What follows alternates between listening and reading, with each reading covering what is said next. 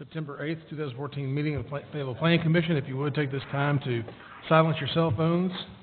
Mr. Garner, would you please call the roll? Hopkins. Here. Jesser. Ponchel. Here. Cook. Present. Winston. Hunt. Noble. Here. Selby. Here. Autry. Here. Okay. First order of business is the consent agenda, and item number 1 is the approval of the minutes from the August 25th, 2014 meeting, and the vacation 14-4816. Commissioners, on this item, because there's, I believe, some public that are here that want to speak to this item, we're going to go ahead and pull that from the agenda. Well, yeah, we'd recommend that you pull VAR 14-4843 variance at 36 East Sydney from the agenda, or have it on the first item of new business, if you're comfortable with that. I need to slide the iPad away and use the paper version. This happened to me again. Okay, so I'm sorry. Correction, variance 14-4843. Pull that from the agenda, right? From the consent agenda. From the consent agenda, okay. So, motion to approve? Mr. Chair, Commissioner Honchel? make a motion to approve the consent agenda. Okay, we have a motion to approve the consent agenda by Commissioner Honchel, and a second by Commissioner Cook. Mr. Garner? Hopkins. Yes? Ponchel. Yes. Cook. Yes. Noble. Yes. Selby. Yes. Motion carries. Okay. Would we like to go ahead and hear that item now, Andrew? Yes. Okay. All right, so I guess our first item of business will be variance 14-4843, submitted by Taylor Wood for property located at 36 East Sydney Street. The property is zoned RMF 24 residential multifamily 24 units per acre and contains approximately 0.17 acres. The request is for variances of the urban design standards for garage location, curb cut, and maximum driveway width requirements. Mr. Thompson. Thank you, Mr. Chair. The property is located north of Sydney Street and contains 2 really small lots, actually, in the RMF 24 zoning district. These are the last 2 remaining unbuilt lots in the neighborhood and on the street. Property contains a significant number of easements and utility easement, rear easements that have constrained the site somewhat. This item has been heard before the Board of Adjustments for some zoning variances, and those were approved. However, there are a couple of ordinances that are your purview now that bring this to the Planning Commission. The applicant is proposing to construct a new duplex unit similar to all of those within the existing neighborhood. The following variances are required in order to do that. We no longer, for instance, require or allow garages to be set forward of the front door. It doesn't meet our urban design standards, urban residential design standards. All of the houses on the street are built in that way. And the second request is for a variance of the maximum driveway width. Maximum driveway width allowed for a 2-family dwelling is 24 feet. The proposed drive is 49 feet in this case. Staff finds that, there's a third request, and this one is allowing, would allow a driveway separation variance. The proposed driveway is approximately 33 feet from adjacent driveway to the east and 36 from the nearest one on the west. So there are in fact 3 separate variances. And I would like to point out that the neighborhood has a series of design covenants. The POA does. They're very active. A number of the property owners are here tonight. And among those design requirements are that a property have a 2-car garage. So a 2-car garage is actually, it's not a city ordinance, but it is required by the covenant. So it's not as if they can just leave that out of the design.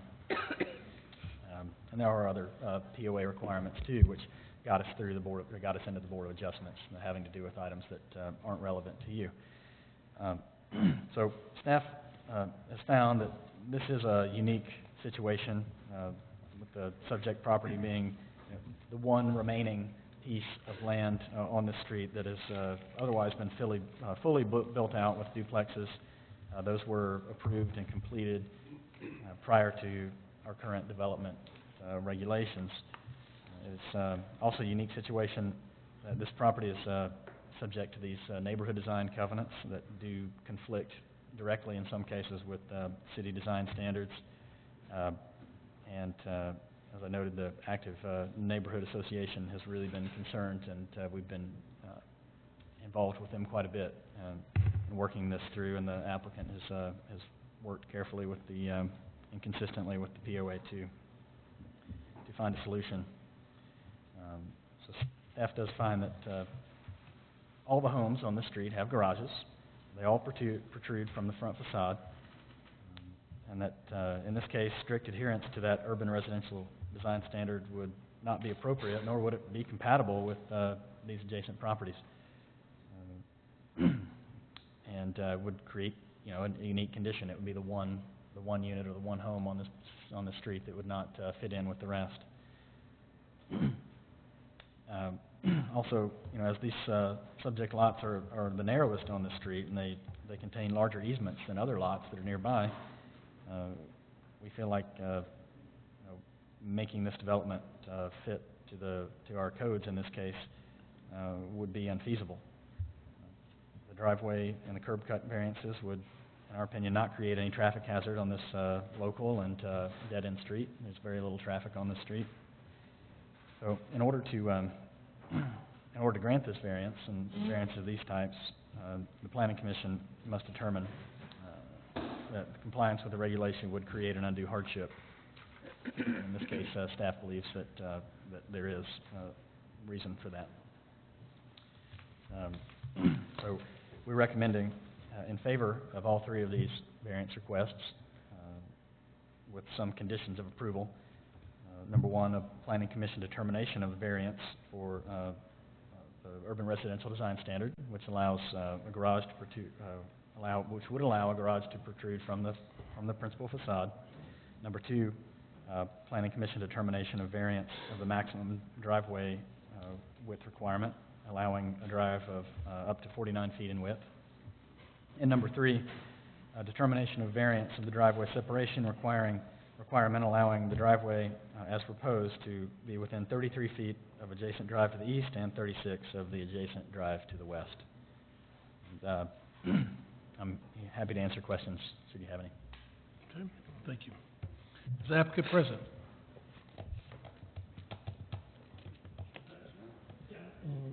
Okay, if you will, come up here and state your name, and if there's anything you'd like to add, go ahead and do that, sir. My name is Taylor Wood, and Quinn did a really good job stating what we're asking. I've been talking with him and Andrew Garner, and we worked with them to get the Board of Adjustment variance, which was required to meet the covenants, which is also required to build on this site. And so after we got that, we talked with them about getting this planning adjustment as well.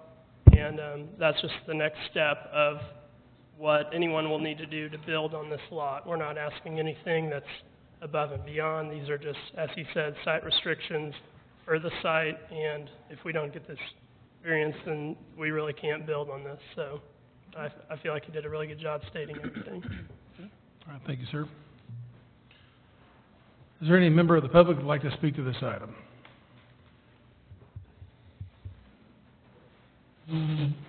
If you will, ma'am, step up Hi, and my name is Ruth Cahoon, and I'm co-president of our North Heights Property Owners Association.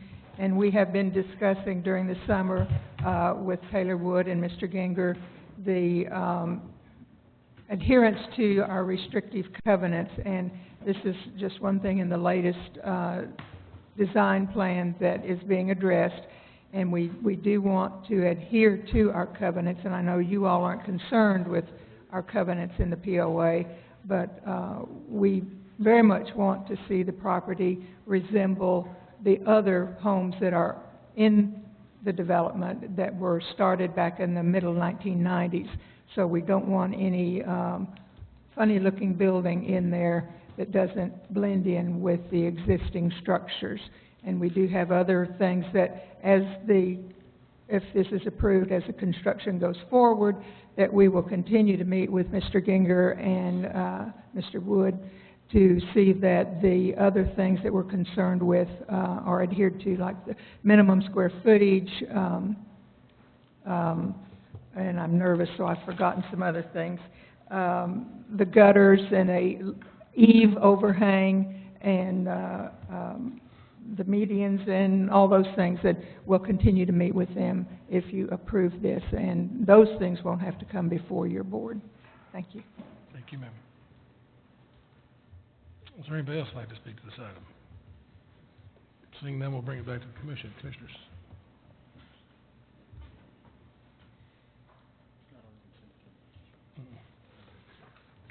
Got pulled. You were late.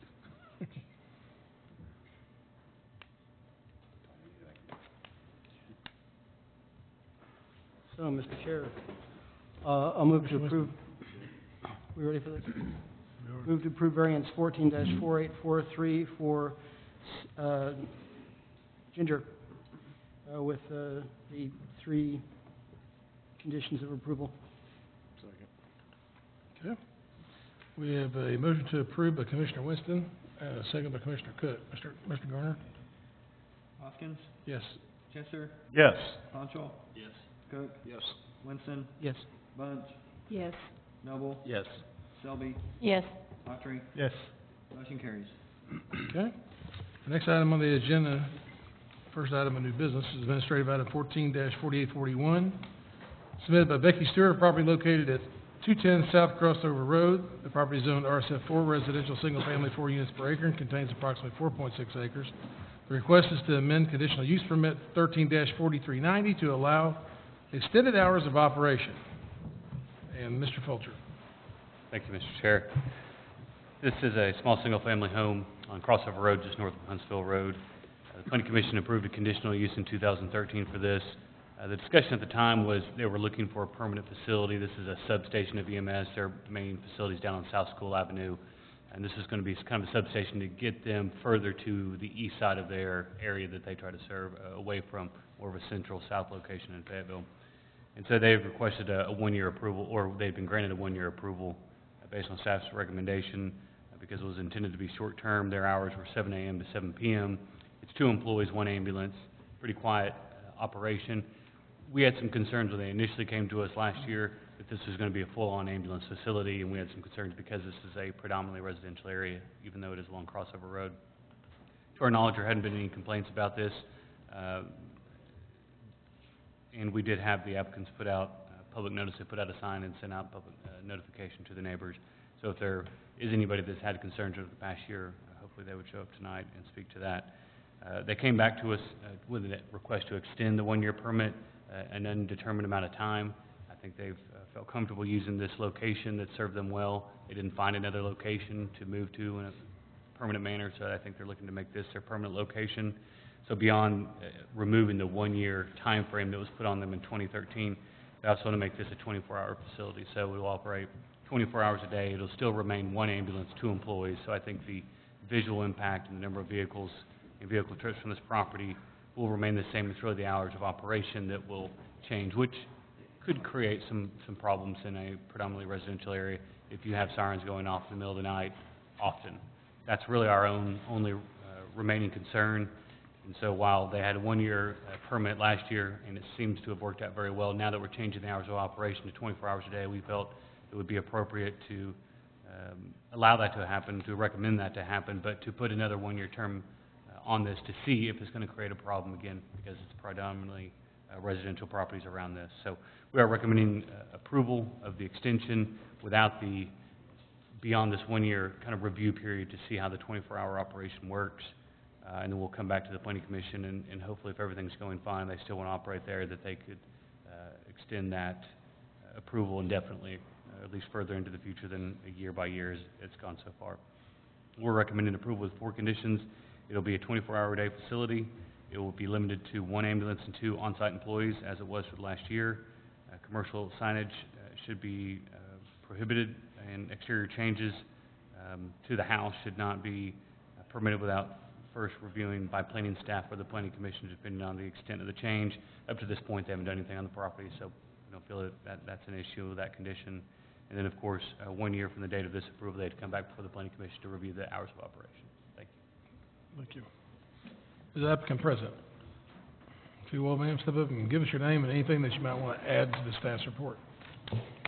My name is Becky Stewart, Chief with Central EMS, and Mr. Fulcher covered everything quite clearly.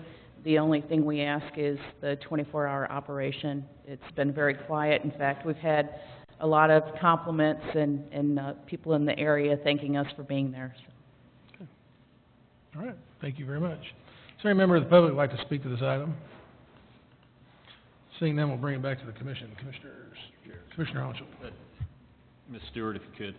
The only question that I have as far as, when you get a call, is it, when you go outside, do you turn the sirens on immediately when you get in the truck, or is that something that you can delay until you get into the road? I mean, does that make sense? It sure does, and by law, they have to turn the lights and siren on at the same time. Okay. And all it does is ask for permission to get into traffic or ask for the right-of-way. And for the most part, the guys will be cognizant of the neighborhoods. And even when we're going into a neighborhood, lights and siren, to make sure that we don't wake everybody up, they'll shut them down then too. So. Well, that was the only thing, because it's, you only have the one neighbor basically immediately to the south. Yes, Have they ever had any concerns or comments as far as noise or anything like that? not that I'm aware of. Okay. Because that was the only thing, is that I know that road's pretty desolate at 2, 3 o'clock in the morning. Oh, and if there's no traffic, they'll turn their lights on and probably not make a lot of noise. Okay, that was the only question that I had. Thank you. That's it, Mr. Chair. Mr. Cook. I guess if nobody else has any other comments, I'd agree with staff wholeheartedly. I think if we have the 24 hours, that we should have them come back 1 year and make sure it doesn't create any hardships with anybody. So I'm gonna move to approve ADM 14-4841 with the 4 conditions of approval. Second. Okay. All right, we have a motion to approve by Commissioner Cook and a second by Commissioner Autry. Mr. Garner. Hoskins? Yes. Jesser? Yes. Honchel? Yes. Cook? Yes. Winston? Yes. Bunch? Yes. Noble? Yes. Selby? Yes. Autry? Yes. Motion carries. Okay. All right. Next item on the agenda is preliminary plat, 14-4784, submitted by Craft and Toll.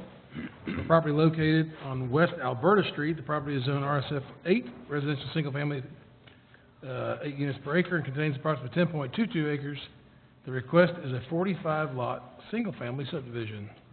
Mr. Fulcher. Thank you, Mr. Chair.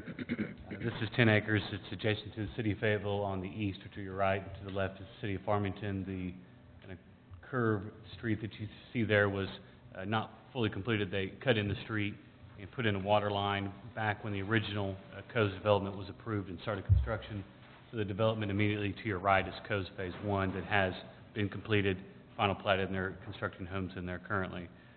Because this phase was never built, they've come back forward with a new preliminary plat, and it originally started with the same concept along that curved linear street.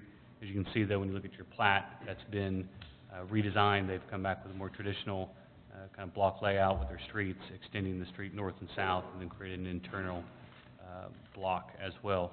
This is under the RSF 4 or RSF 8 zoning that they received city council approval of earlier this year from the expired PZD. It's a 45-lot single-family subdivision. Pretty straightforward all in all. There's really no connectivity to be provided beyond to the north and to the south. East and west are existing subdivisions, so there's nowhere to connect. They've provided no connections in those directions, and we support that. The only issue, as we discussed at the subdivision committee meeting, was the determination of a variance for lots 1 through 6. Those are the lots directly fronting Alberta Street. They were able to work around the double frontage lot, so we do appreciate the applicants working that out in their original design. So they've got lots fronting the internal street and lots fronting the external street, Alberta, which is a collector street. The only issue with that is under the code, it states that lots that have frontage on a collector street or higher should have shared driveways of at least two lots sharing a driveway. And so they've shown that concept here, and they've continued to discuss that with staff between subdivision committee and the planning commission meeting. The letter I handed to you from a traffic engineer that they had take a look at this for them has provided some feedback, trying to support their request not to have shared driveways. I think at subdivision committee they had brought up some concerns with just the usability, the saleability, functionality of their lots, and some of those do make sense to staff, as well as the letter that were provided by their traffic engineer. We can understand some of the points they're making. It's 6 driveways as opposed to 3. It's a very small change. We understand that. Alberta, though it's a collector street designation, has very low traffic volumes today, and we understand that as well. I think our point is that we're looking further down the road, because if you look at Alberta, to classify it as a collector street today probably doesn't make a lot of sense either. It doesn't have a lot of heavy traffic volumes. It serves the subdivisions that were built out by Roush Coleman to the east and to the west of the subdivisions in Farmington, but there is a potential for greater traffic in the future. It has the potential to extend further to the east to undeveloped property. There's about a 40-acre tract to the east, and then to the west, though we don't show it on our map, if it were to be extended through the city of Farmington, you're looking at several hundred acres of undeveloped property. So it could become an important east-west connection, since it's just north of MLK. 62 heading west would be a good alternative. So there's a potential for higher volumes in the future, certainly to some degree, and the potential for conflicts if you have lots of individual driveways. And so that's really our standpoint, is there is a potential there. The code states that you should have shared driveways, at least between 2 residences, so we feel it is appropriate to stick with that recommendation in this case. So beyond that, that's the only, I think, point of contention or item to discuss. We're recommending approval of the project overall. There is a variance to allow a rollover curb. That's pretty standard in the subdivisions that they've built out in the past. That just allows them to pour the driveways flush with the curb. They don't have to go in and cut every curb for every driveway, for every house that's being constructed. We're fine with that. Engineering's looked at it as really a drainage item, is why we have the 6-inch standard. They're fine with the drainage calculations they provided, so the 4-inch is supported by staff in this case. No recommendation on connectivity. We support the project as designed. That's item number 2. And then item 3 would be the variance to either allow 6 individual curb cuts or some form of shared curb cuts there along lots 1 through 6 on Alberta Street. Lots 7 through 45 under condition 4 shall be limited to Springfield Drive only, so they'll connect into the interior street versus Alberta. And then the only street improvements beyond the interior is to construct a 5-foot sidewalk along Alberta Street from the old subdivisions to the east onto the west end of the city of Farmington. Beyond that, a couple of standard conditions of approval. If you have any questions, just let me know. Thank you. Thank you, Mr. Filch. Is applicant present? If you would, sir, give us your name and anything you might want to add. Stephen Lear with Roush Coleman Homes. When we first heard about the shared driveways, we understood the idea of the access management policy and so forth, and then we went back and talked to our builder about what we're going to have to do. And in phase 1, we've got some shared driveways, and we get an influx of complaints constantly, both to the POA and to our office, as a result of either people blocking the driveways and they can't work together and people can't get along. Same thing with people wanting to buy the home. They say their kids can't play in the driveway because they're going to back out. So those were some of the hardships we looked at. So given the scenario, we asked a traffic engineer to come in and evaluate the specific scenario. And under his review, he said, the code states that when necessary, curb cuts along the collector street shall be shared. In his particular opinion, going from 3 to 6 didn't constitute a necessary condition. And he also further stated that it would not create or compound a dangerous traffic condition. So we felt that given the issues we've had, and we've had a traffic engineer evaluate the specific scenario, even accounting for the fact of the higher volume of traffic, which he goes over in here, that in his opinion, like I say, it would not create a dangerous traffic situation. So we just appreciate your consideration of the variance. Okay. Thank you, sir. Yes, sir. Is there any member of the public who would like to speak to this item? Seeing none, we'll bring it back to the commission. Commissioners, Mr. Chair, Commissioner Winston. well, I just wanted to point out that from the letter from the traffic engineer, it does state that, in his opinion, traffic volumes would be on the low end of the scale from 2,000 to 7,000, and I would say that the low end is somewhere under 4,000. And that puts it in the category of being a collector street. And also on the comment about necessary, I think necessary in this case refers to an inability to access the property from a lower classification street, which, depending on how this is designed, it could be accessed with a central alley, back alley type situation, which we prefer to see anyway. So I'm still inclined towards sticking with our ordinance in this case, because the driveways are forever, and 3 more, well, it's 3 more, but then the property to the south could also develop, and once you start down that road, it's real hard to back up. No pun intended, right? That's right. Okay. Thank you, Mr. Winston. Mr. Chair, Mr. Johnson? the question I have is for staff. What's the maximum driveway width that you can have on a single-family home? It would be, depends on the lot width. 24 feet is typically the maximum. It drops down to 20 feet, I believe, for the width that they have. For one single lot? And so what we are requesting is 25-foot maximum width to be shared? We didn't put a maximum on there, but it would be a maximum, because it'd be a shared, it'd be a 24-foot driveway.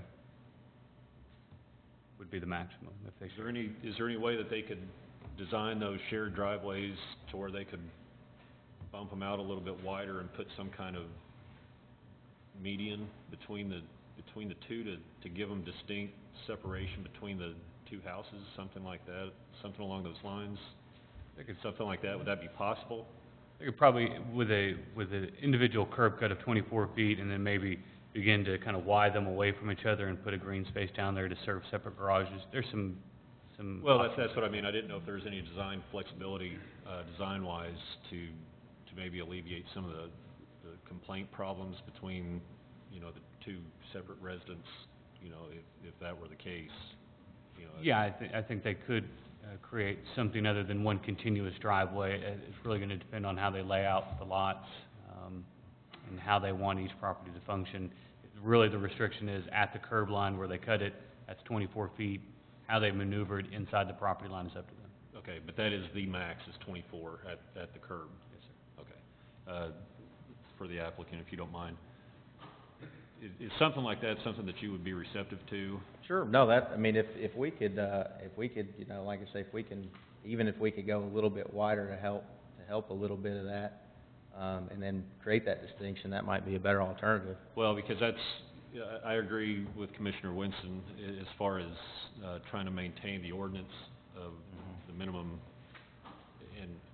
and I hate to do that to a project because I know nothing gets cheaper. Sure. As you kind of drag this thing out. But Right. if you guys could kind of go back to the drawing board and maybe try to, reconfigure the driveways to where it would be something that the city could be comfortable with, and that you guys would be comfortable with also. I think that might be a route to go. We'll make it work either way. It's just one of we wanted to give us the best chance at doing business in Fayetteville, and selling houses and so forth. But if shared driveways is it, then it's it. But like I say, we just want to give the best fighting chance at it. Okay. Well, I'll listen to the comments, Commissioners. Thank you. Mr. Chair. Yes, sir. I want to clarify something. I think that I want to make sure I understand it and make sure everybody else understands it. Mr. Poulter, are you saying that the only thing the city regulates is the curb cut width? Yes. So basically, once they get past that curb cut, they could make it into two driveways, and there's nothing the city would particularly have to say about it. It's really a shared access that they're concerned about. That's right. So there's no need to go back to design, I don't think, at that point. I was just making sure of that. So they can do they could even make them 24 feet wide each after that point if they want. Yeah, however they can make it work. We're regulating the curb Okay. cut in the right of way. Okay, that's all I wanted to clarify. Thank you. Thank you. Mr. Chair, Commissioner Winston. I just wanted to say, if we stick by our ordinances, creativity will come out of them, and they'll come up with a solution. Somebody will improve on that solution. We'll get, a kind of a solution that people can use around the city.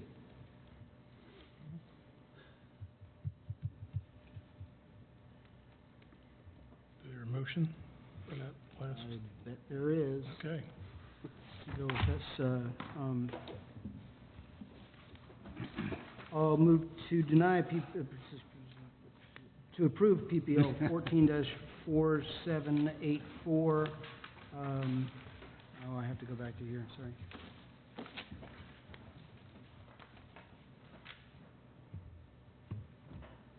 Okay. Finding in favor of the determination of a variation in street standards to allow for a 4-inch rollover curb.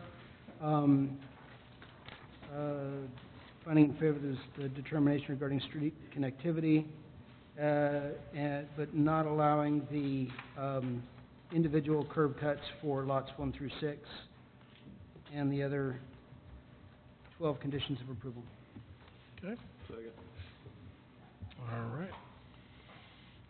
We have a motion to approve by Commissioner Winston, and a second by Commissioner Cook. Mr. Garner? Hoskins, Yes. Jesser, Yes. Ponchel, Yes. Cook, Yes. Winston, Yes. Bunch, Yes. Noble, Yes. Selby, Yes. Autry. Yes. Motion carries. Okay. Our next item on the agenda is preliminary plat. Preliminary plat 14-4818. Wait a minute. Okay, here we go. Submitted by McClellan Engineers for property located at Van Ash between Gregg and Steel Boulevard. The property is Zone C1 Neighborhood Commercial and contains approximately 9.19 acres. The request is for an 8-lot subdivision. Mr. Thompson. Thank you, Mr. Chair. This is a preliminary plat that has been approved in the past. It is previously part of a much larger approximately 54-acre plat known as CMN Business Park. The lot in question is approximately 16 acres, and, that's the lot next door. The lot is 9 acres and is being proposed exactly as it was approved in 2012. The project has not been built. The approval has expired. The original project, therefore, has to receive preliminary plat approval from the Planning Commission in order to proceed.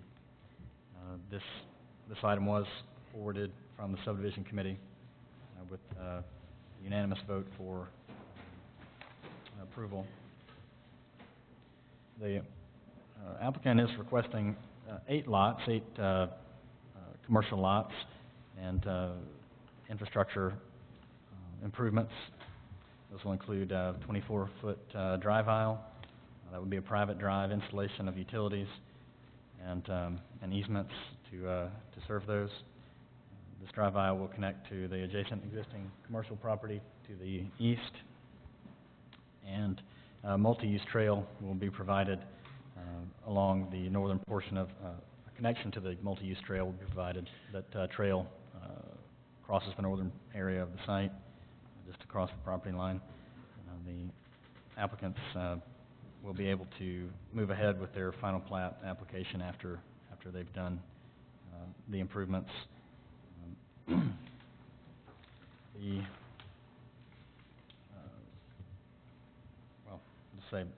Staff is recommending approval of this as it was approved in 2012 with the following conditions. Planning Commission determination of street improvements. We feel that all the adjacent street improvements have been made Van Ash is fully improved, curb, gutter, drain, et cetera. And we're not recommending anything further except for street lights along that Van Ash frontage, according to code, one every 300 feet. The proposed driveway shall be the only drive that serves these lots. Just getting one for the 8, so there'll be one curb cut along Van Ash. And that will provide direct access to all the lots. And a number of other typical standards of, or conditions of approval. I would like to point out condition number 9 that does allow the applicant, if they wish, to provide access to the multi-use trail in the future, provided that they give the city an easement right now that would be movable in the future if pending the arrangement of development on the site. Right now, they potentially have a client that may take the top 2 lots, and that would be in the area where this connection would occur. So in order not to limit that development in any way, or to have them build a trail that would then be removed and rebuilt immediately, we would just request that an access easement, trail easement be platted there that could be adjusted in the future.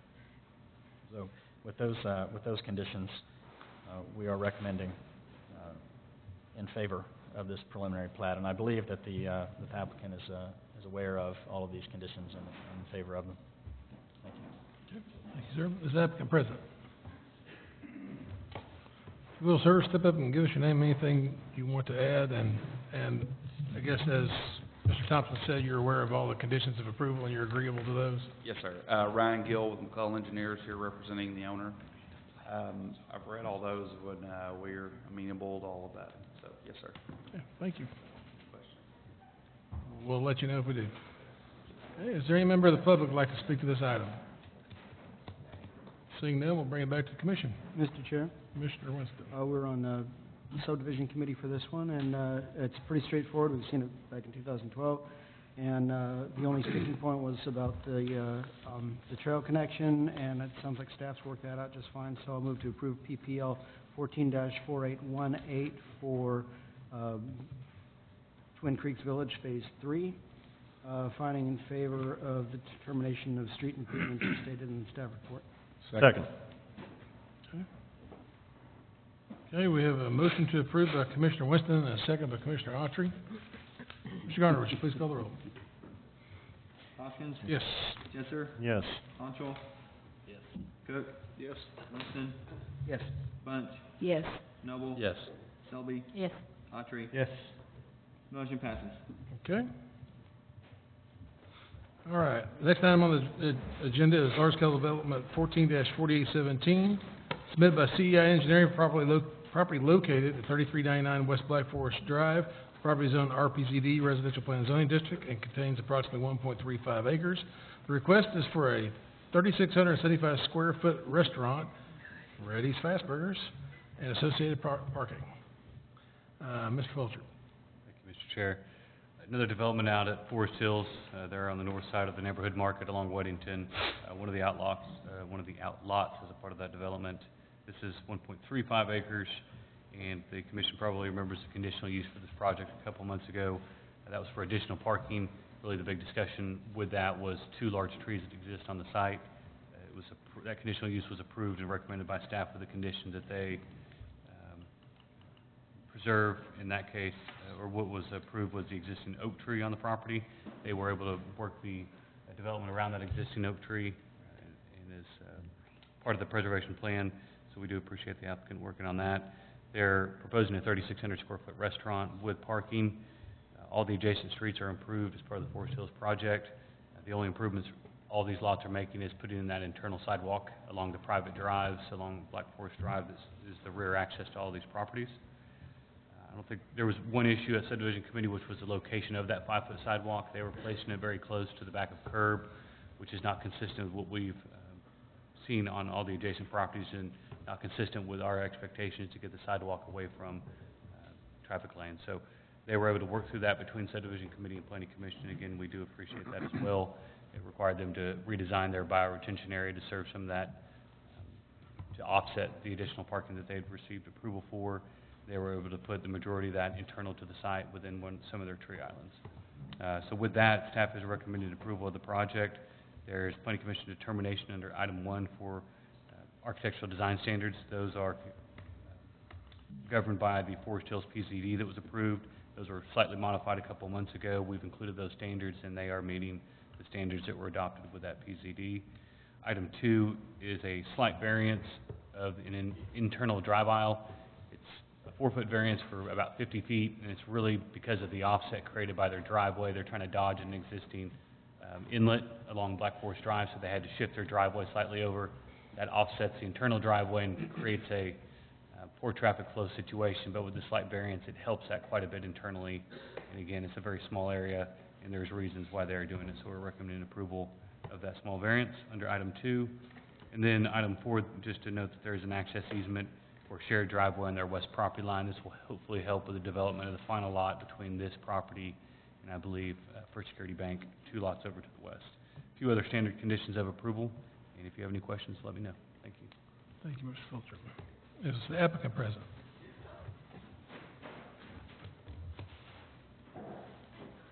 Again, if you'll give us your name and anything you might want to add, sir.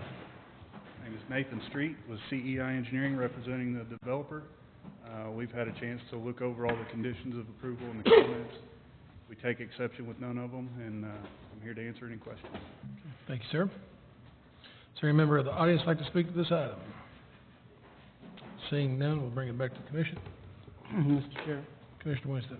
just want to send kudos out of the firm that worked with this project. They really found good solutions, made changes quickly and easily, and I think it's a really good project. And just want to say also, I really like how it approaches the street, having all the tables out front. It's got a really nice atmosphere relationship with the street. I think that's something to be that we want to see more of. And if y'all didn't have anything else to say about it, I'll just move to approve large-scale development 14-4817 for Freddy's Custard and Steakburgers. Second. Okay. Was there any findings on that? Finding in favor of architectural design standards and the determination regarding the 28-foot drive aisle. Finding in favor of that. Maintain your second. Okay. All right, we have a motion to approve by Commissioner Winston and a second by Commissioner Selby. Andrew,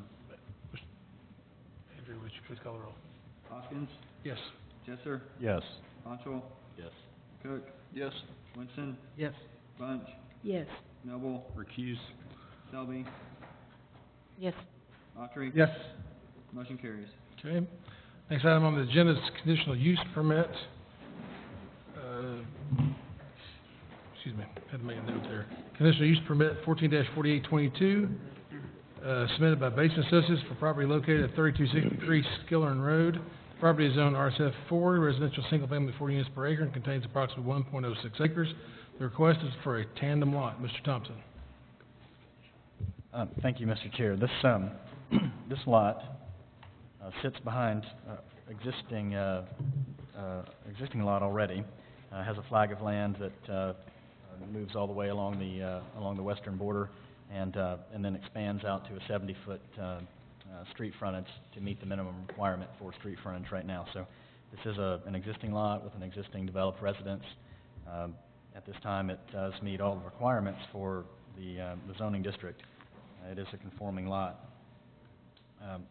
The applicant is proposing a property line adjustment that would reduce that front lot frontage from 70 feet, which would be below the minimum street frontage for RSF4, and would require conditional use then for a tandem lot.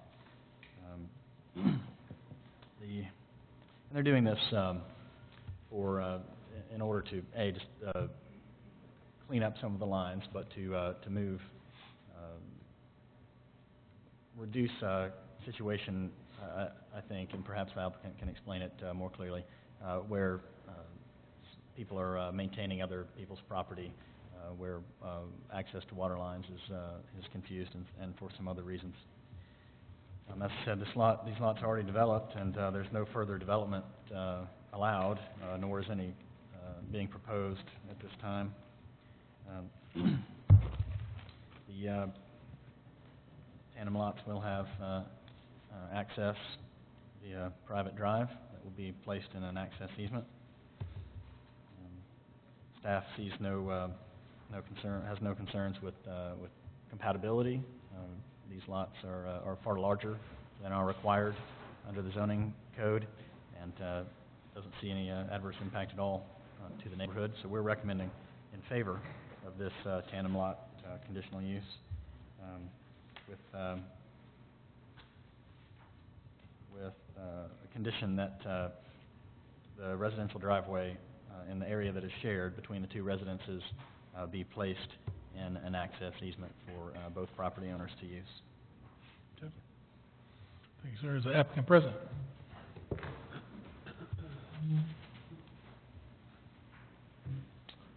If you will, give us your name and anything you may want to add. My name is Derek Thomas with the Bates and Associates, representing Mr. Allen and Mr. McCutcheon, the property owners. Quinn did a good job of, kind of trying to explain everything that's going on. The biggest deal is with the 70-foot that we have currently, that's basically Mr. Allen's front yard. He mows, maintains that piece of property already, so we're just trying to reduce that and give him ownership of that portion. So, if you have any other questions, I'll be happy to answer them. Mr. McCutcheon is also here, one of the property owners. If specific questions for him. So.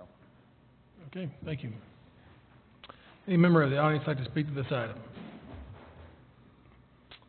Seeing none, we'll bring it back to the commission. Mr. Chair. Mr. Winston. I always like to see sanity prevail in these kinds of situations. So I'll move to approve conditional use permit 14-4822 with the one condition of approval. Second. Okay. We have a motion to approve by Commissioner Winston and a second by Commissioner Cook. Mr. Chair, I have a question for the applicant, if I may. Absolutely. I was looking at the lot here. What are the lot widths proposed on the tandem lot? How wide would that lot be? Need to come forward. Staff's asking. Street frontage is here. Yeah, staff is asking you, what will be the final dimensions, lot dimension, frontage of the two lots along the street? 20.36 will be the actual lot width for the tandem lot, and it looks like however much is left over from maybe like 140 or so on the other one. Okay, that's fine. I didn't see any issues. I was just wondering if there was going to be some sort of a lot width variance that may be required, but there will not be. Okay. All right. All right, we still have a motion to approve by Commissioner Winston, a second by Commissioner Cook. Mr. Garner, please call the roll. Hoskins? Yes. Jesser? Yes. Honchel? Yes. Cook? Yes. Winston? Yes. Bunch? Yes. Noble? Yes. Selby? Yes. Autry? Yes. Motion carries. Okay, the next item on the agenda is conditional use permit 14-4814, submitted by Jared Kennedy for property located at 2630 East Citizens Drive. The property is zoned C1 neighborhood commercial, contains approximately 8.91 acres. The request is for a fitness center in C1 zoning district. Mr. Thompson, you're getting them all tonight, aren't you? Well, I've got a few. All right. The subject property is located in the Kent Center shopping area. It is zone C1, neighborhood commercial. It's a strip commercial development, approximately 9 acres. There's an existing 12,000-foot gym facility. It's been operating in the strip center for many years. Not sure how many, but quite a few. That's named Fitness for Less. The applicant and owner wishes to expand Fitness for Less into an adjacent tenant space, name it Hog Wild CrossFit. This would be a gym facility that's not allowed by right within the C1 zoning district, but it is allowed with conditional use. So they're here seeking a conditional use that will allow this gym expansion in the strip center. And this calls up an interesting point, which is that recent code changes have removed this use unit from the C1 zoning district. So effectively, the existing 12,000 square foot gym facility is also no longer a conforming use. So we'd like to address that as well tonight.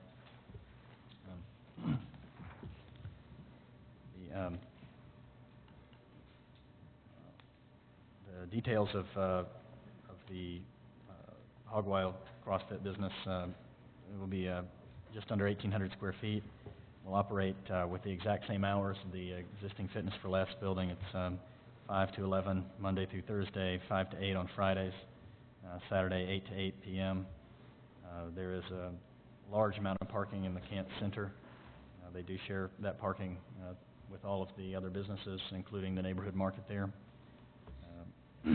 They anticipate 40 to 80 clients a day visiting this gym with 4 full-time employees. Those will be you'll find those in the conditions of approval. The business will not be able to expand, therefore, either in hours or in size without another conditional use, without another hearing from the Planning Commission. But these are right in line with the existing business, and we have, staff hasn't heard any complaints through the years that we're aware of having to do with Fitness for Less in any way. So we feel that granting this conditional use within the commercial strip center, the kind of place where this should be located without any adverse impact to public interest at all.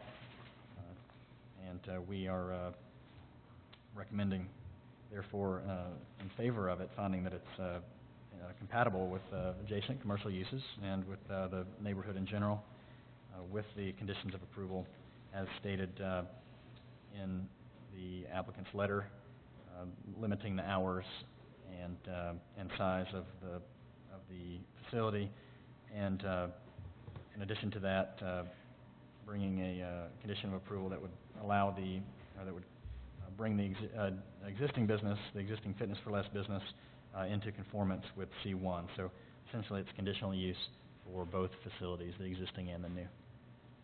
Yep. Yep. Just before we move on to that one, just a point of clarification. You said the existing facility is how many feet? 12,000. Okay. And the expansion is how many more feet?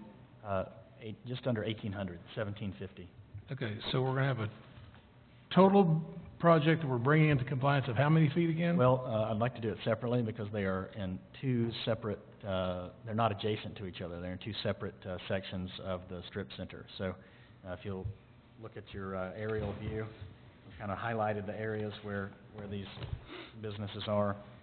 One of them is quite a bit further down the center than this. So it's, I think it's a related business. It is an expansion. At the same time, it's got a separate name, under the same ownership, and they're probably doing slightly different courses and classes. Okay, great. All right, just wanted to get that cleared up. I was a little confused. Thank you. Okay, is the applicant present? If you will, sir, give us your name and if there's anything you want to add. Jeremy Kennedy with Lindsay & Associates. I'm the leasing agent and property manager for the shopping center. Everything's pretty straightforward. If you got any questions, I'll be here to answer them. Thank you, sir. Is there any member of the public who'd like to speak to this item? Seeing that, we'll bring it back to the commission. Mr. Chair, Commissioner Chesser. my only question is why did we take this out of C1? Anybody know? Yeah, when we revised some of our zoning code in the last few years, I believe it was when we included the form-based zoning district, we did some pretty comprehensive zoning changes throughout, and we pulled some use units in and out of certain zoning districts we felt were appropriate.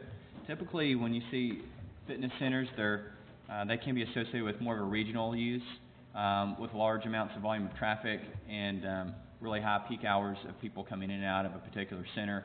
So we allow them by right only in the more regional commercial uses. We put it in use unit 4, which is allowed by right in C2, in urban thoroughfare, and I can't remember one or two others maybe, but we removed it from some of the smaller scale commercial zoning districts, including C1 neighborhood commercial. Okay. You guys are the professionals. I'll take your word for it. However, since this existing one is causing no problems. I don't see how an expansion's gonna cause any problem, and I'm gonna move that we approve CUP 14-4814 with staff recommendations of approval. That does both of them, right? I'll second that. Any other comments? Just one comment. We talked about it in agenda session, but just a recommendation, the staff looks at allowing, putting a use unit back in that might be limited in size to 2,000 square feet or 3,000 square feet for these boutique size fitness centers that might be more appropriate in C1, where we might want to be actually be encouraging having smaller fitness centers spread out throughout the city. And I would, we've heard that this is not the only type of use we want to start incorporating into more of the neighborhood commercial. We've talked about adding microbreweries as well, and even churches or churches and some other institutional uses if they're smaller size based on the square footage are certainly appropriate in a neighborhood. We want to encourage them in a neighborhood. So Well, I'm glad that staff is finally seeing microbreweries and churches in the same sentence. Oops. All right, we have a motion to approve by Commissioner Chesser and a second by Commissioner Winston. Mr. Garner? Hoskins, Yes. Chesser, Yes. Ponchel, Yes. Cook, Yes. Winston, Yes. Bunch, Yes. Noble, Yes. Selby, Yes. Autry. Yes. Motion carries. All right, the next item is conditional use permit 14-4815, submitted by Bates and Associates for property located at 2804 West Martin Luther King Boulevard. The property is zoned C2 thoroughfare commercial and contains approximately .48 acres. The request is for additional parking. Mr. Fulcher. Thank you, Mr. Chair. This is an existing car wash there on MLK. Property owner's looking at taking down that existing building, reconstructing the entire site. They'd be putting in a new retail store for AT&T. As part of that request, they have one additional parking space than allowed by code. Based on the type of business, the amount of traffic, customers that they have in there, as well as the number of employees, it does seem justified based on the information they've provided us. And having been in several of those stores, I certainly understand the demand that they have for parking. And there really is a small amount of parking for this particular building. It is a particularly small site. Staff is recommending in favor of the one additional parking space, subject to our requirements, including the additional 2-inch caliper tree and biofiltration area for the additional stormwater that will be created by the one additional parking space and drive aisle area. Thank you. Okay, thank you. Is the applicant present? If you will, sir, give us your name and anything you might want to add, and I guess you've heard staff's recommendations of approval, and tell us what you think about that. My name is Evan Niehaus with Bates and Associates. I'm representing the client here for AT&T, and I think that Jesse explained it well. We've tried to put in as much low-impact design that is necessary to offset the increased paving, along with some additional landscaping and other couple features. But if you have any questions, let me know. So are you agreeable to staff's recommendation? Okay, all right, thank you. All right, does any member of the public like to speak to this item? Seeing none, bring it to the commission.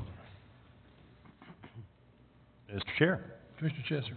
I move that we approve CUP 14-4815,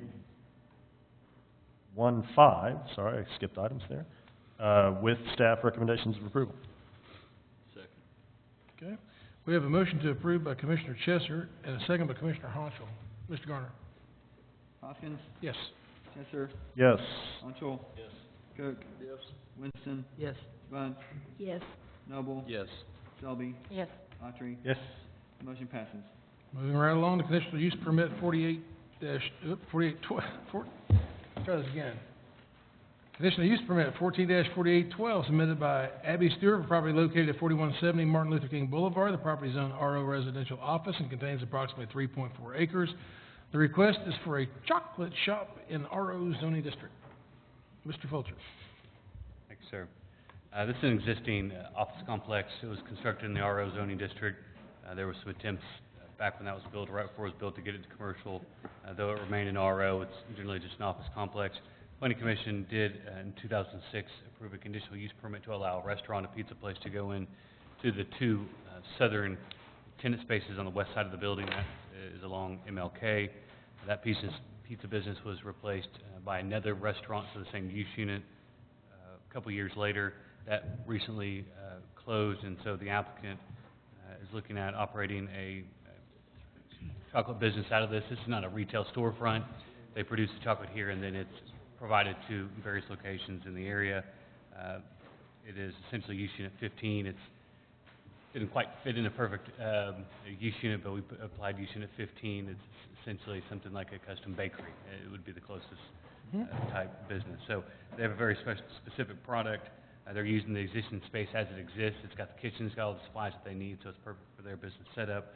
They didn't realize that the property didn't allow their use. It's a different use unit. So unfortunately, they had to come through the conditional use process, but we appreciate them working with us and going through this process. It's a very appropriate change in use. It's somewhere between an office and a restaurant. There's an adjacent property owner to the north that has a private driveway that goes along the west side of this building that has had some complaints in the past about the operation of a restaurant at this property. We had a public notification go out for this. I haven't heard from them, so I'm assuming that they are okay, but maybe they're in the audience. I'm not sure. But I will tell you, in the past, they have had some concerns, but I haven't heard from them in quite a while, so I'm assuming everything is running smoothly out there at this property. We're recommending approval of this change to use unit 15. Just to point out again, this is kind of an old condition that the gravel driveway, condition number 1, access for deliveries, is restricted to the front of the building. A lot of times that was part of the problem, is the private driveway back to the home was being used for deliveries because it goes to the back of the businesses. That's their private driveway to get back to their property. And then item 2, that the use of these 2 tenant spaces would be limited to how it was described by the applicant for this chocolate shop. And that's the only 2 conditions that we have. Thank you. Okay, thank you, Mr. Fulcher. Is the applicant present? It's the chocolate lady. If you will give us your name, ma'am, anything you want to add to it. Sure. My name is Abby Stewart. I'm representing my husband, Preston Stewart, and the other 2 owners, Charles Davidson and Mark Blanco. I'd just like to share our story with you. We're Hello Cocoa. We began as an idea, a desire to share something good with one another from one side of the world to another. In our travels, we have met people who have a passion for their crop, for life, for family, for smiles, and good conversation. Our passion for adventure, meeting new people, and sharing experiences led to this experiment in crafting fine bean-to-bar chocolate. With our home and heart in Northwest Arkansas and the intrinsic vibrantness that I believe is Fayetteville, we thought there could be something to share together. So Hello Cocoa was formed. We believe in creating shared experiences, finding adventure in the ordinary, and handcrafting melt-in-your-mouth, single-origin, small-batch chocolate. You guys have any questions for me? Not at this time, but we'll call you back if we do. Thank you very much, ma'am. Does any member of the public like to speak to this item? Seeing none, we'll bring it back to the commission. Would anybody like to speak about the chocolate? Mr. Chair, Commissioner Westbrook. I just wanted to say, these meetings are a really good opportunity to come up, since you have to sit there and wait till it's your turn to Why come not up and plug talk the- about your business. Why not Plug your plug? business. Come up here and plug your business. I think it's a great thing to do. That's my only comment. Okay, thanks. Mr. Chair. Mr. Chair. Commissioner Chesser. I just wanted to get clear on one thing. So a restaurant's allowed, but a chocolate shop's not. Neither are allowed by right. Okay, so there had been a restaurant there before Yeah. that had a CUP. Exactly. Okay, so I think that's perfectly, my waistline will not thank you or me for this, but I'm going to move that we approve CUP 14-4812 with staff recommendations of approval. Second. All right. We have a motion to approve by Commissioner Chesser and a second by Commissioner Selby. Mr. Garner. Hopkins, Yes. Chesser, Yes. Honchul, Yes. Cook, Yes. Winston, Yes. Bunch, Yes. Noble, Yes. Selby, Yes. Autry. Yes. Motion carries. Next item on the agenda is conditional use permit 14-4813, submitted by Rachel Bull for property located at 808 Peel Street. The property is zoned RSF4 residential, single-family 4 units per acre, and contains approximately .43 acres, and the request is for a daycare in RSF4 zoning district. Mr. Fulcher. Sir, yeah, Peel Street, this is just a block south of Township and a lot over from Juneway Terrace that connects into Township. There's an existing 1,300 square foot home on the property with a 2-car garage. Applicant is, or the homeowner is requesting to operate a home child care, which is a conditional use in residential single-family districts tends to be the location where we see these conditional uses and is in single-family homes. They're requesting up to a maximum of 5 children that they would take care of during operating hours, which would be approximately 7 to 6, which is typically a little extra time there for drop-off and pick up before and after work. Really the only thing unique, in my opinion, about this is that they are going to convert the existing garage. So they'll take out the garage doors and create an enclosed heated and cooled space, enlarge the house essentially using the garage space, and that will be the dedicated child care area versus just dedicating a single room or 2 rooms, as I've seen in the past, at least with these applications. They've included kind of a rough floor plan. We've included some photographs of that area. Seems appropriate. The driveway is more than adequate for 2 single-family vehicles to serve the existing home, and then to allow for pickup and drop-off, knowing that not all 5 parents are going to show up at the same time. There's also room on the street to be able to pull up, meet fire code, pull up there along the curb line, and drop off or pick up a child as well. Historically, we've really never had any issue with child care facilities. We probably see a couple a year in single-family neighborhoods, regardless of the layout or anything else. They've just never created a problem that we've really ever heard of. We've continually been in favor of them as long as the number of children is relatively reasonable, which is around, typically it seems to be about 5 kids is about what people request. So consistent with what we've seen in the past, we are recommending approval of this conditional use. As I stated, the daycare will be limited to 5 children. The homeowner will be the single employee for this business. The daycare will have to receive all the appropriate permits if she's going to operate out of the garage, as noted in her application. Of course, all the appropriate permits to finish out the space, receive her certificate of occupancy through building safety before opening for operation. It'll be limited to Monday through Friday, 7 a.m. to 6 p.m. Outdoor play equipment associated with this business would be kept in the backyard.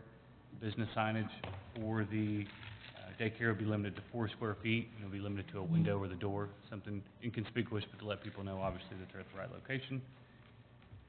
And then, condition number 8, this is not an accessory dwelling unit, the way they've finished it out, or the way they plan to finish it out. We've just made a condition that should in the future they want to make this an accessory dwelling unit, which they could do under our ADU ordinance, they would just need to go through the proper permitting. So it's just a note to the applicant about those requirements. That's all we have. Thank you. Okay. Thank you, sir. Is the applicant present? If you will, ma'am, step up and give us your name and anything you might want to add. So, all right. Well, I'm Rachel Bull. It's just for graphic purposes. Okay, only, anyway. all right. I'm Rachel Bull and hoping to open a preschool in my house, so that's me. All right.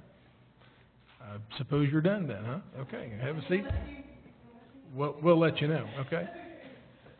If there's any member of the public like to speak to this item, seeing none, we'll bring it back to the commission. Mr. Chair, Mr. Cook. it seems that we've done a few of these on my time on planning commission, and the conditions are all about the same on every one of them, and usually we have a neighbor here or two, but we don't tonight apparently, so, but I'm gonna move to approve conditional use permit 14-4813. Second? Okay. We have a motion to approve by Commissioner Cook and a second by Commissioner Chester. Mr. Garner. Hoskins? Yes. Chester? Yes. Monchel? Yes. Cook? Yes. Winston? Yes. Bunch? Yes. Noble? Yes. Selby? Yes. Autry? Yes. Motion passes. Okay. Congratulations, ma'am. Next item on the agenda is conditional use permit 14-4810.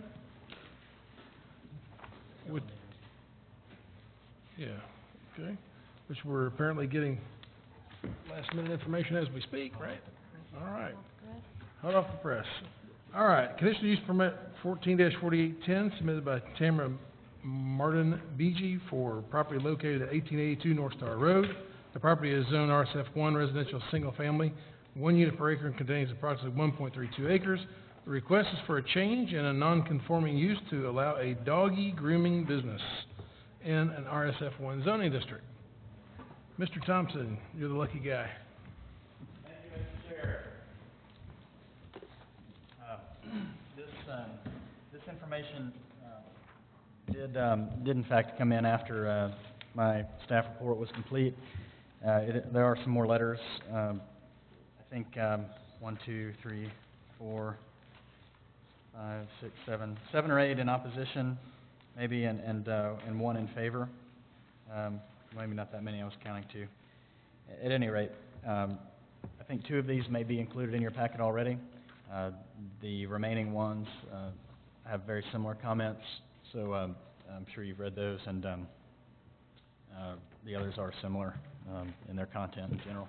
The subject property is located at the east of Star Drive. The property is zoned RSF1 and contains one building, approximately acre and a third is the amount of land area. This structure was constructed several decades ago. I believe it was around 1992, and has been used for a variety of non-residential uses, including title company, attorney's office. Those are the ones I found easily. In fact, I'm not sure this has ever been used as a residence in its history. The building is adjacent to a single-family neighborhood to the north, and to the east and south, an 18-acre parcel. It's under the same ownership as this property. The request is for approval of a pet grooming business, and only a pet grooming business. These recent uses have been professional and commercial office uses. This is a little bit of a change, but also in the same vein. A significant amount of traffic, particularly for a title company. So we don't find that this neighborhood, this will be incompatible with the neighborhood. We think that it will not cause any significant adverse impact. There are a number of conditions, which I'll read to you, that I think really help any potential issues that may occur. We find this has always been, as I said, it's always been commercial in nature, not typically noticed. The building is over 100 feet from Star Drive, behind a fence and some mature trees. Most people don't know it's there. There are a couple of parking areas, one in front that houses that will hold 12 automobiles. Certainly adequate parking for a facility like this. It does allow turnaround so that people can pull out onto Star Drive facing forward. So we don't anticipate any traffic or congestion issues with this project either. Certainly nothing more than would have occurred with the previous uses. The fact is that it can be difficult to introduce non-residential use in a residential district, and there's been noted significant amount of public comment on this, and not all of it in favor. In fact, most of it is not in favor. I'm sure we'll hear some tonight from neighbors, particularly neighbors that are to the east. That would be in Candleshoe neighborhood, I believe that's called, and that's where all my letters came from, incidentally, I believe.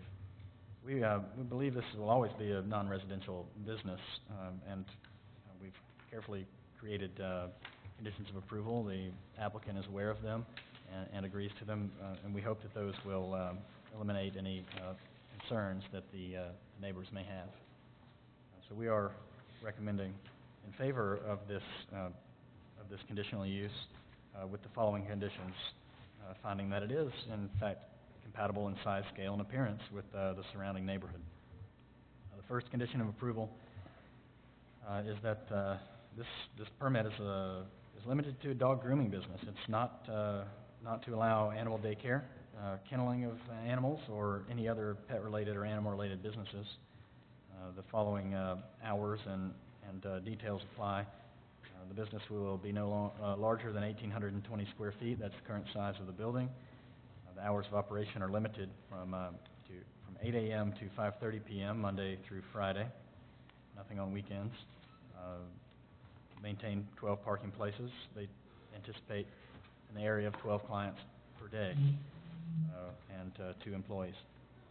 The Planning Commission must determine the appropriateness of this use, and we do find that it is is appropriate and compatible with the neighborhood as a dog grooming business, although that is more intensive than some office uses.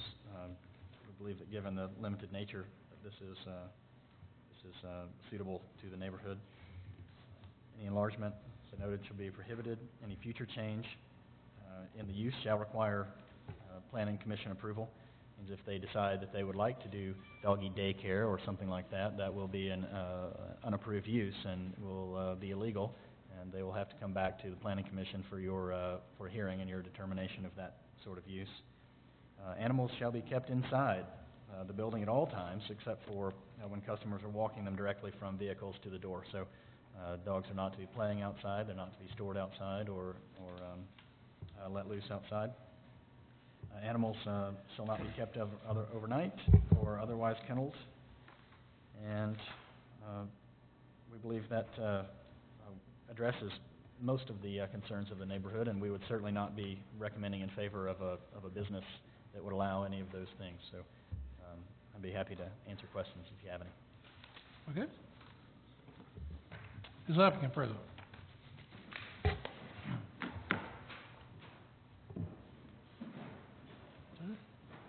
If you will, ma'am, give us your name and anything you may want to add. I am Tanya Martin-Becky. I'm the owner of Adorable Doggy Doos. We now have a location on Crossover in a shopping center. We're just looking to move locations. We do not have a green area where we can walk dogs to take for potty breaks or anything. We are not a boarding facility. We do not plan on being a boarding facility. I have never had a complaint about noise, smell, where we're located right now. I don't know if you have any questions for me. I don't know what else to tell you. Okay. Thank you, ma'am. Is there any member of the public like to speak to this item? If you will, come up and give us your name. If you will, keep your comments direct and brief. And Hi, Mr. Chairman, Commissioners. My name's Peter Main. I live on Candleshoe Drive. It's also in your comments is Crystal Cove subdivision. We're one street. We have about 18 homes, and on the map there, it'll be off to the right, directly across the lake. So our primary concern, and I'm speaking both as an individual homeowner and also as an officer of the Crystal Cove Subdivision Property Owner Association, which has submitted a comment opposed to this application. We are concerned about noise, sound that carries across. It's a fairly large lake, and we've had experience with noise carrying across that lake. And so, the applicant and the Planning Commission staff have assured the neighbors and the public that this is strictly an indoor business, but it is 1.32 acres, and the proposed location provides plenty of room for this 1,800 square foot building and outdoor activity. So it sets the building up for the business up for future expansion for this type of pet grooming business, but then, as noted, possibilities for pet boarding and pet daycare. And we are concerned about that future, as well as the possibility of outdoor activities, even though the Commission has indicated that those would be restricted. We certainly hope they would be. So we would, my wife and I and our POA have asked that the Commission disapprove this application. However, my wife and I are also noting that, looking at the staff report, that if the Commission elects to approve the application, we request that it also include a condition to expand notification of any future potential expansion. And the reason we ask that is that that's a very small parcel contained within a much larger parcel. And so the notification to adjacent landowners is extremely limited. And as far as visibility or notice within the neighborhood, it's basically your one small red sign. There's no notification to property owner associations in the area, and so we would ask that that be considered for possible notification in the future. And I guess one other question that I have is a procedural question, and I submitted it to staff and did not receive an answer, and that's whether the application is supposed to be submitted by the property owner. I don't believe the applicant is the owner of the property. We don't know if that's the case or not, so I just raise that for your consideration. Thank you for your time. Thank you, sir.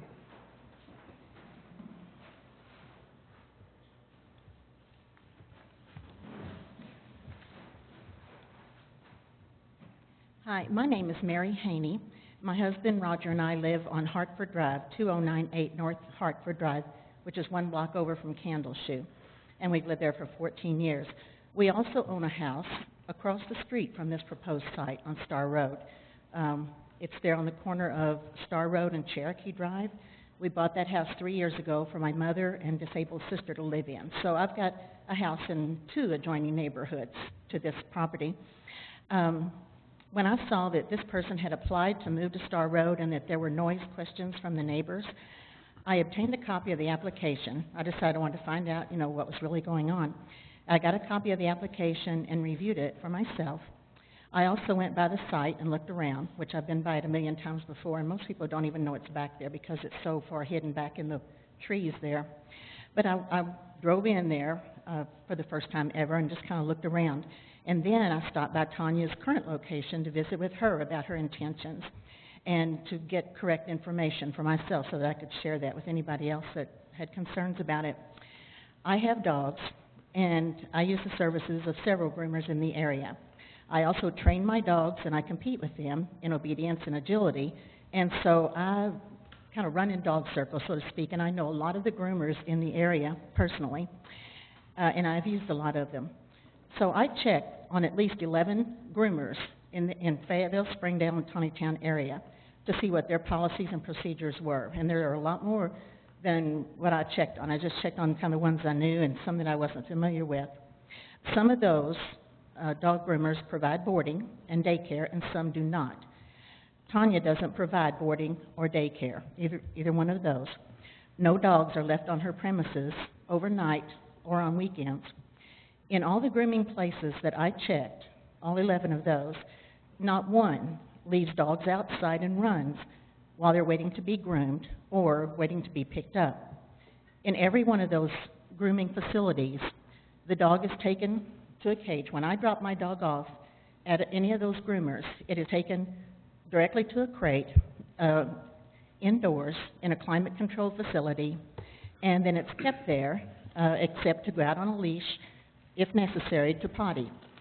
No groomer is going to bathe a dog and groom it, spray it with perfume, tie a bandana around its neck, and put a bow in its hair, and then let it go outside to roll in the dirt. I expect when my dog is finished that it's clean and it's in a crate, ready for me to pick it up. Not one of the grooming places I checked had kennels or runs outside for dogs being groomed. A groomer cannot afford to have a dog escape from one of those outdoor runs or get into a fight with another dog that it may or may not get along with. It's all a very controlled environment. Most of them have a little area of gravel or grass where the dog can be taken on a leash to potty and then returned to their crate, which is done quickly because time is money for a groomer, and they can get on with the next dog. If that dog barks while it's outside for a minute, being walked, it's no worse than any dog that I hear barking every once in a while when I walk my dogs around the block, or kids, or backyard chickens that I hear a lot. I don't see this grooming business as posing any nuisance at all to either of the neighborhoods that my houses are in. And so, the traffic is minimal. I'm used to Star Road all the time. Her appointments, are like every couple of hours where people would drop off, so it's kind of ongoing all day long. It's not one big traffic jam during school hours or anything. So, anyway, I would recommend this being approved. And if you have any questions, I will be glad to answer those from a client's point of view. Thank you, ma'am. Is there anybody else who'd like to speak to this item? If you will step up and give us your name and address, sir. If you will, keep your comments as brief as you can. Ricardo Gonzalez. I also live in Candleshoe area. So, as resident of the same area, I also have the same concerns as Mr. Main was saying on not only how it's going to affect our everyday life, but also the value of our properties. As we know right now, the value of our properties is not as good or as easy to resell our houses as they were before. All the different houses that face that property is very, very difficult to commercialize. So I'm concerned also, not only about the everyday life, but also about the value of my property. If you have any questions, I'll be happy to answer. Thank you, sir. Anybody else would like to speak to this item? If you will, sir, give us your name and... J.B. Hayes. I happen to own this property about 10 years, and there has been a dental office in that property and a legal office for approximately 25 years. And your own staff said it probably should have been commercial. It was rezoned without my consent to residential when it should have been grandfathered in as like commercial or RO. So I think a property owner has some individual rights, and the city does not consider those rights at some time. Thank you. Thank you, sir. Okay. Is there anybody else like to speak to this item? Seeing none, bring it back to the commission.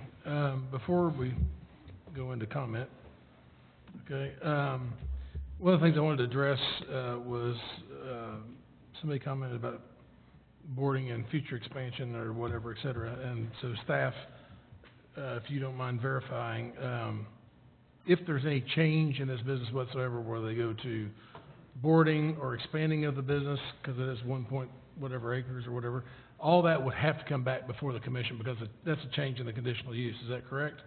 Yes, it is, Mr. Chair. We would have to become aware of that, but I, in this case, don't think that would be an issue. Seems that we would probably be notified of that pretty quickly, but you are correct. Okay. And then somebody asked about the application had to be submitted by the property owner. I don't think that's the case either. It just has to be okayed by the property owner. That is correct, and I'm sorry if I did not answer that. I did reply. I think I maybe had two questions that were similar, and I did reply to one of those. Mr. Hayes he is signatory on the application. Mm-hmm. It is all legitimate and okay. above board. So the application provided is appropriate then? That is correct. Thank you. Okay. Mr. Chair. Just a moment. Be right back with you. Commissioner Hunter? Well, and kind of on that same note, reading through the emails that we got prior to the project being read, the word rezoning is used several times throughout these emails. This is not a rezone, correct? I mean, that's what we're discussing is a use by right. Well, no, it's a conditional use. It's certainly not a rezoning, though. But it's not a rezoning, but it's a conditional use. That's what I meant to say. I apologize. But I just wanted to point that out, that this is in no way changing the use of the property per se, as a typical rezoning would grant, so.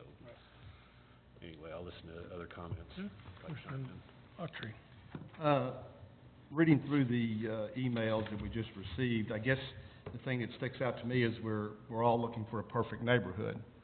You chose to purchase property at the lake, but now the lake has a problem because it has animals that make noises, which are presumably going to make these dogs in the process of being groomed bark and go crazy, and so on and so forth. There was an issue about the church school being there. Well, that's part of living in a city environment.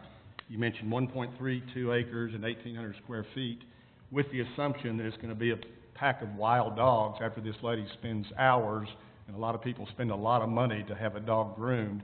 She's just going to let them go and say, okay, go bark, because there's a lot of stuff out here at the lake that you can bark at. It's not going to be allowed to be, as stated, a boarding situation or a pet care facility or anything else. Endless barking, you can go into the pet stores where they do the grooming. I don't have my dogs groomed, but I have been to a lot of pet stores, and I hear basically very little or zero barking. So, yes, we'd all like to live in a perfect environment. I live down from Woodland Junior High School. I have dogs barking. I have kids going up and down the street. Hey, it's where we choose to live in the city of Fayetteville, and those things come along with the territory. Thank you. Thank you, sir. Mr. Chair. Commissioner Chester? I move that we approve CUP 14-4810 with staff recommendations. Second. Okay. We have a motion to approve by Commissioner Chester and a second by Commissioner Autry. Mr. Chair? I'd like to propose an amendment to the motion to add one condition of approval that if there are expansions to the conditional use that the local POAs are notified. Is that something we can make as part of this conditional use permit? Oh, you possibly could, but I think if you're gonna do something like that, you should name the POA and give the address that you want it to the notification to go to. Well, I'll name Candlewood and Candleshoe. Candleshoe, and what's the other one? Can't remember that third one. Barrington Park. No, it's, Crystal Cove, Crystal Cove. Candleshoe. Crystal Cove, okay. Mr. Chair. Candleshoe, just a moment, please. So that is appropriate for us to include in somebody's conditional use permit? Well, you're given wide discretion when you're doing a conditional use. Normally our conditional use, has its own notification, but I think it would not be, illegal to add an additional, condition to this one if you felt like it was warranted. Obviously, it was successful this time, to notify them. I guess my question is what does the code provide? I mean, Mr. Chair. doesn't the code provide? Requires a sign be placed, Well, I'm talking about notify property owners with adjacent 100 feet or what have you. I mean, I guess if they came back through, I guess my question is if they came back through wanting to alter this or change it or what have you, you could request at that time for them to notify the other property owners. I know we've done that before. Right, so they can't, for this application, they're not required to. Right. But if this application were approved by the commission and this condition of approval were added, if this same applicant comes back in and decides to change their application, then at that point, we could require the applicant to not only meet the minimum of the city code, which is required the adjoining property owners, adjoining parcels, they would also have to notify the two POAs notified here if they happen to still be in existence at that time. So that's yes. only this owner, this enterprise, right? Right. only for this conditional use. Okay. It seems like, there was one solid request from the neighbors that, I could point out and say, oh, yeah, we can do that. Mr. Chair. Commissioner Jessup. I disagree that most of the people on this list are actually neighbors. They're 900 feet away. So I'd like to either vote on that amendment or I'm going to withdraw my motion. No, you don't have, that amendment needs to be seconded, and then you would vote on the amendment. Is there a second? I'll second it. Okay. And the first vote will be for the amendment. All right. So, So we're yes voting? to approve the amendment, no to, Either No. approve or deny the amendment before you get to the underlying motion. So the vote is going to be to approve the amendment to add an additional condition of approval, That's correct. stating that if any changes are made to the business or expansion thereof, the Candleshoe neighborhood and Crystal Cove will also be notified. That the Property Owners Association would be notified. Okay? Mr. Garner? Hoskins? No. Chesser? no. Honchel? No. Cook? Yes. Winston? Yes. Bunch? No. Noble? Yes. Selby? No. Autry? No. Motion fails. Okay? So All now right. we're back to the original motion to approve by Commissioner Chesser. Okay? And so we have a motion to approve by Commissioner Chesser and a second by Commissioner Autry. That's right. Okay, Mr. Garner? Hoskins? Yes. Chesser? Yes. Honchel? Yes. Cook? Yes. Winston? Yes. Bunch? Yes. Noble? Yes. Selby? No. Autry? Yes. Motion carries. Okay, now with that, even though the amendment did not pass, I would expect that if the business did come in wanting to make some alterations or changes or whatever, at that time, staff would visit with the applicant about notifying the adjacent property owners. Okay? Right? Okay, thank you. Appreciate your understanding. Okay. All right, so I think that was the last item on the agenda. As far as any other business, we've got subdivision committee this Thursday, and it is team. You guys know, raise your hands if you know. Okay, just want to make sure everybody knew. Okay, and that begins at 9 a.m. Thank you all. Have a good week. We're adjourned.